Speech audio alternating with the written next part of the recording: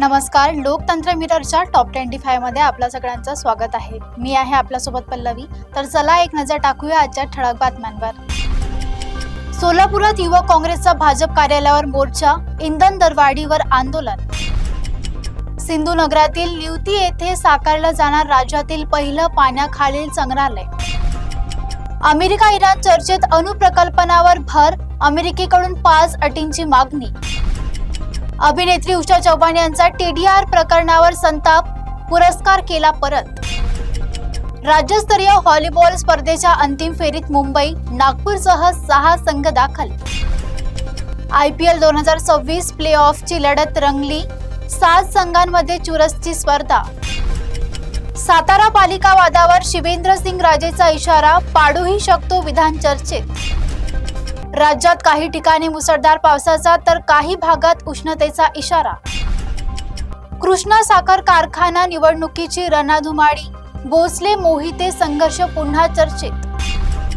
ग्रामीण शाळांमध्ये नवीन शिक्षक विद्यार्थी अट लागू, 300 शाळांवर संकटाची टांगती तलवार।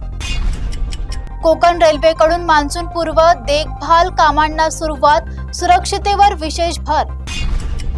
अशोक आणि निवेदिता शराफ यांची कान्स रेड कार्पेटवर हटके एंट्री व्हायरल। विद्यार्थ्यांसाठी रोजगार पूर्व प्रशिक्षण योजना, दरमहा 10,000 पर्यंत मानधन मिळणार। ऋषभ पंच उपकर्णधार पदावर प्रश्नचिन्ह, निवड समिती मोठ्या निर्णयाच्या तयारीत। कुशीनगरचा लाल खुर्मा जागतिक बाजारपेठेकडे, ODOP योजनेतून नवीन ओळख। नव्या पर्यटन धोरणांतर्गत प्रकल्पांना सरकारकडून 1 कोटीपर्यंत प्रोत्साहन मिळणार। मराठा योजनेमध्ये कपात नाही, शेतकऱ्यांना जून अखेरपर्यंत कर्जमाफीचा दिलासा। राज्यातील 70 लाख शेतकऱ्यांना डिजिटल सातबारा, तलाठी कार्यालयाच्या फेऱ्यात बचत। विधान परिषदेत ठाकरे गटाची कमी उपस्थिती, राजकीय वर्तुळात चर्चांना उधाण। नीट परीक्षेतील केमिस्ट्री गुणांवरून क्लासेस आणि पालक तपास यंत्रणांच्या रडारावर। महाराष्ट्रात उष्णतेची तीव्र लाट कायम, 15 शहरांमध्ये तापमान 40 अंशापार।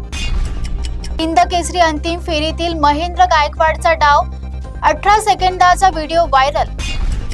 मुंबई ट्रॅफिक समस्येवर मोठा उपाय, गोरेगाव खादीवर 418 कोटींचा प्रकल्प। पालघरमध्ये मालमत्ता वादातून धक्कादायक घटना, 200 CCTVहून गुन्ह्यांचा उलगडा। पुण्यात पत्नीवरील अमानुष अत्याचार प्रकरणी पतीविरोधात गंभीर गुन्हा दाखल। सध्या इतकंच, बघत रहा लोकतंत्र मिरर।